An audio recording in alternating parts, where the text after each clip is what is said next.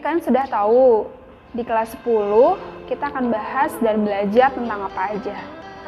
Di pertemuan pertama atau di topik pertama, kita akan membahas tentang aktualisasi nilai-nilai Pancasila dalam praktik penyelenggaraan negara. Memang apa sih kompetensi dasar yang harus kita penuhi sehingga kita harus belajar materi ini? Ini dia. Kompetensi dasar ketika kita belajar materi ini adalah kalian mampu menganalisis serta menyajikan analisis terhadap aktualisasi nilai-nilai Pancasila dalam penyelenggaraan negara. Lalu, apa sih tujuannya kita belajar materi ini? Tujuannya adalah ini.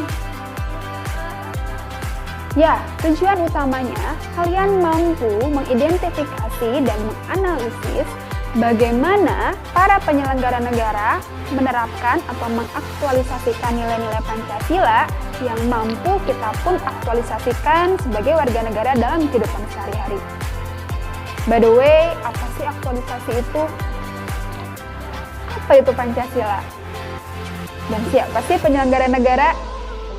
Nah, penasaran kan materi yang kita bahas?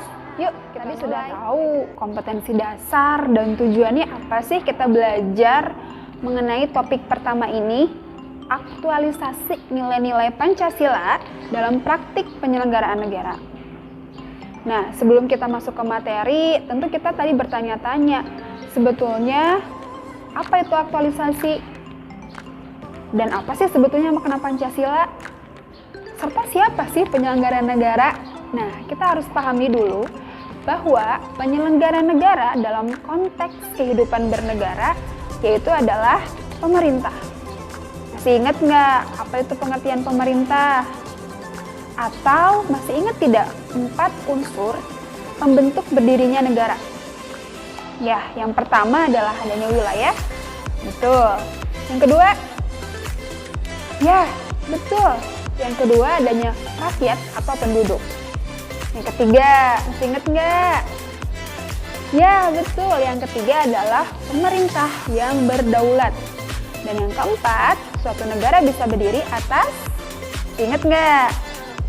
Ya, betul. Atas pengakuan dari negara lain, baik secara de facto ataupun de jure. Nah, kita sudah tahu bahwa negara itu unsur pembentuknya adalah pemerintah. Ngomong-ngomong, pemerintah itu siapa sih? Presidenkah? Para pejabatkah? Atau siapa ya pemerintah itu? Nah, kita akan mulai bahas siapa itu pemerintah. Pemerintah, ya rasanya kata itu nggak asing ya buat kita. Pemerintah tuh selalu muncul dalam berita-berita, jadi kata itu rasanya tidak asing untuk kita. Tapi apakah kita benar-benar tahu siapa itu pemerintah? Nah, pemerintah memiliki 2 pengertian. Pertama, pengertiannya secara sempit, yaitu bisa diartikan sebagai kepala negara atau presiden. Yang kedua, pemerintah dalam arti luas. Pemerintah dalam arti luas adalah lembaga-lembaga yang menjalankan negara yang fungsinya saling berhubungan dan berkaitan. Dalam hal ini, pemerintah dalam arti luas adalah gabungan dari 3 lembaga kekuasaan negara. Masih ingat? Mungkin sedikit masih ingat ya, antara lembaga eksekutif, legislatif, dan yudikatif. Dari 2 pengertian ini, kita bisa tahu bahwa pemerintah adalah organisasi negara, lembaga negara yang mempunyai fungsi mengatur dan menyelenggarakan negara. Nah, sampai sini cukup dipahami ya. Lalu, apa bedanya dengan pemerintahan?